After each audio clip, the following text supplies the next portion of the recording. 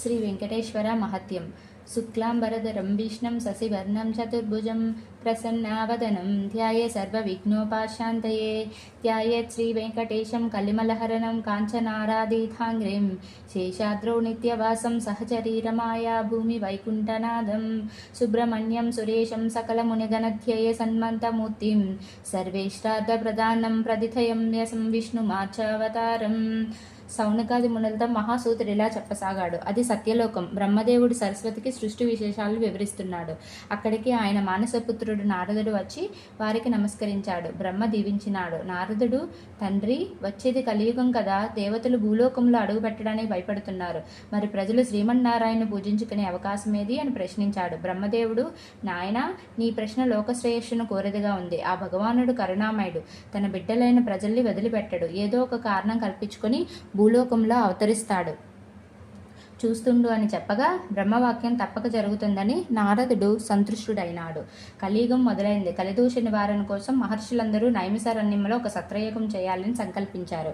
అయితే ఆ యజ్ఞ ఫలాన్ని ఎవరికి దారపోస్తే ప్రయోజనం కలుగుతుందని చర్చించారు. వారిలో భృగు మహర్షి లేచి, యజ్ఞ ఫలానికి త్రిమూర్తులైన బ్రహ్మ విష్ణు శంకర్లో ఎవరు తగినవారో నేను పరీక్షించి తెలుసుకుని వస్తానన్నాడు. ఆయన మహత్తపస్సాలి. తన తప ప్రభావంతో కుడికాలులో ఒక కన్నును కూడా పొందగలిగాడు. మునులంతా భృగు మహర్షిని పంపడానికి ఆమోదించారు.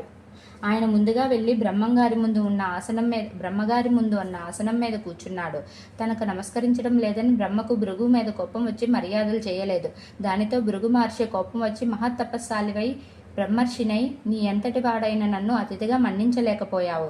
సృష్టికర్తనని అహంకారిస్తున్న నీకు భూలోకంలో ఎక్కడా పూజలు పురస్కారాలు లేకుండా పోవుగాక అని శపించాడు. తర్వాత కైలాసాలకు వెళ్ళాడు. అక్కడ పరమేశ్వరుడు పార్వతితో ఆనందనాట్యం చేస్తూ భృగు రాకను గమనించలేదు. దానితో భృగు మహర్షి కోపావిష్టుడై, మహేశ్వర, నీవు నాట్య విలాసాల్లో మునిగి మహత్తపస్సాల్ని అతిథిని అయిన నన్ను నిర్లక్ష్యం చేశావు కనుక భూలోకంలో నీకు లింగ రూపంలోనే గాని నిజ రూపంలో ఆరాధన జరగకుండుగాక అని శపించినాడు. ఆ తర్వాత విష్ణులోకానికి వెళ్ళాడు. మాతకుడు పానుపు మీద పరుండి తనకు పాదసేవ చేస్తున్న లక్ష్మీదేవితో సరస సల్లాపాలాడుతున్నాడు. ముని రాకను గమనించలేదు. భృగు వెళ్ళి, అతిథిగా వచ్చి నన్ను అవమానిస్తావా అంటూ విష్ణుమూర్తి గుండెల మీద తన్నాడు. ఒక్కసారిగా లోకాలన్నీ కంపించాయి. సముద్రాలు కలిగిపోయాయి. భూమి దద్దరిల్లింది. అయినా శ్రీ మహావిష్ణువు రవ్వంత కూడా ఆగ్రహించక పరమశాంత స్వభావంతో లేచి మునికి నమస్కరించి, మునీంద్ర, మీ రాక చేత వైకుంఠమే పావనమైనది. మీ రాకను గమనించలేని నా అవినయాన్ని మన్నించండి అంటూ భృగు మహర్షికి పాదాలొత్తుతూ కాలిలో ఉన్న జ్ఞాననేత్రాన్ని చిదిపివేశాడు. భృగు మహర్షికి గర్వభంగమైనది. విష్ణుమూర్తికి నమస్కరించి, ఓ దేవదేవ, మీ వంటి సత్యగుణ సంపన్నలు 14 లోకాల్లోనే లేరు. నా